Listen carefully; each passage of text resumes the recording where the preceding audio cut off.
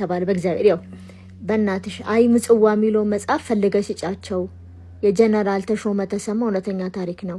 የጀነራል ተስፋዬ ኃይለ ማርያም ጋር ተመሳሳይ ጀግነት ታሪክ አላቸው የምር ይወዱታል አለ ስታነበው ሰምቻለሁ አሁን ለኛ አንብቤዋል ንገረኛ ስላይ ምጽዋ አይ ፍረጅ ኢትዮጵያ አንቺ ኢትዮጵያ ፍረጅ ብሎ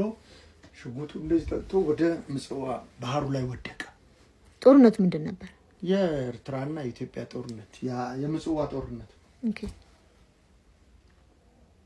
ተደለ 505ኛ ነበር የሚባለው ብርጌድ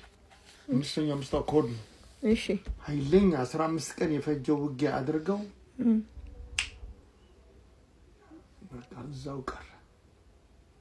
ያሳዘን ነው ግን በጣም እጅግ በጣም ኮሎኔል ነው ጀነራል ሆነ በኋላ ለምን የኮሎኔል ያለኝ ኮሎኔል ነው ተሾመ ተሰማ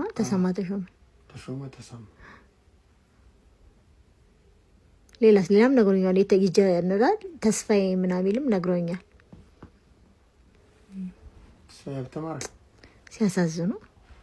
ተማረ የኛ ሰው ናቸው ቻሃ ናቸው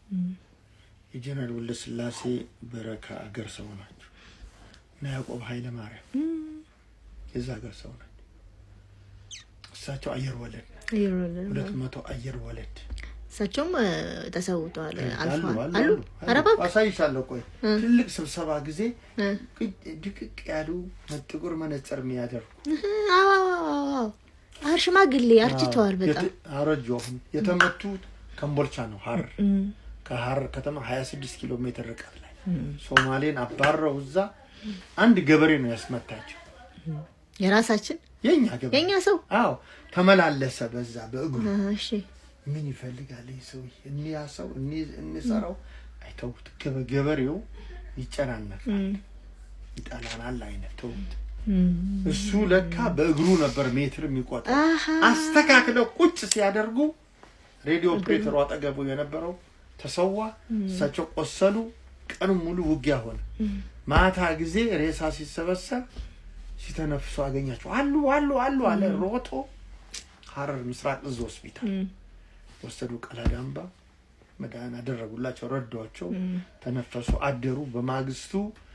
ባለቤታቸው ደብረ ዘይት ከቤተ ክርስቲያን ጠርተው ይዘው አይሮፕላን በሄሊኮፕተር ሐረር ወዳው አደረጉ ተገናኙ ይዘው ምስራቅ ጀርመን ላከው አራባክ እንትና ሙሳይ ለማር ምስራቅ ጀርመን ታክመው ድኖ መጣ እሱ ነው የመጨረሻ ባገሪቱ ትልቅ የላቀ ጦር ሜዳ ጀግና ሜዳ ተሸላሚ ተስፋዬ ተማረ ከሳቸውም በኋላ ማንም የለም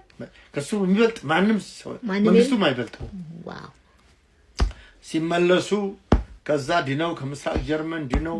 ራሺያ ሄዱ ለተወሰነ ትምህርት ኤርትራ አስመራ ልትያዝ ነው ሲባል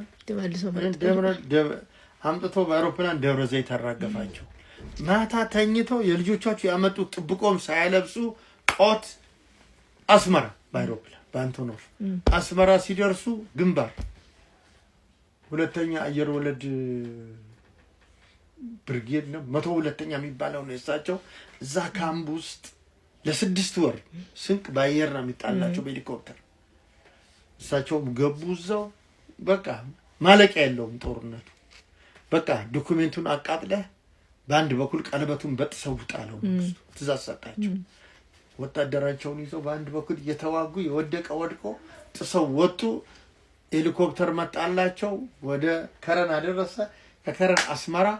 ተነፈሱ ደንበይ ወደረፉ ቀለበቱን በጥሶ የወጣ በአገሪቱ ታሪክ ተስፋዬ ሀብተ ማርያም ያህል ጀግና የለም ምን ማለት ነው ቀለበቱ በጥሶ ማለት ተከበርሻል የተከበብሽው ይሄ ቤታችን ዙሪያው ባጥራ ተከበበ ነው አለ በዚህ ጋር ጠላትም ይጠብቀናል በዚህም ጋር ይጠብቀናል በኋላም ይጠብቅሻል በዛም ይጠብቅሻል በአንዱ በኩል ያለቀ አልቆ ተጨፋጭፈሽ ከፍተሽ ወጣሽ ማለት ቀለበቱን በጥሶ ወጣ